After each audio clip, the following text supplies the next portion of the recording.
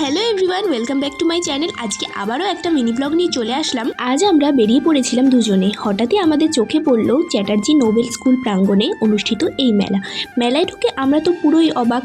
ঢুকেই দেখলাম অনেক রকমের দোকান বসেছে, যেমন ছিল handmade jewellery, handmade bag, photo frame, বইয়ের স্টল। তারপর এই চোখে পড়লো বিভাস স্যারের স্টুডেন্টদের আঁকাগুলি, যেগুলো দেখতে খুবই সুন্দর ছিল। আর এইদিকে তো দাদা বৌদির স্পেশাল মোমোর দোকান দেখে আমি ভাবলাম ব্যারাকপুর থেকে মনে হয় দাদা বৌদির বিরিয়ানির দোকান চলে এসছে। এছাড়া এখানে অনেক রকমের খাবারের দোকানও ছিল, কিন্তু কি আর করা যাবে বলো, দেখেই চোখ জুড়াই, যেহেতু আমরা টাকা আনিনি। আর এইদিকে স্টুডেন্টসদের পারফরমেন্সের জন্য স্টেজ ডেকোরেশন চলছিল।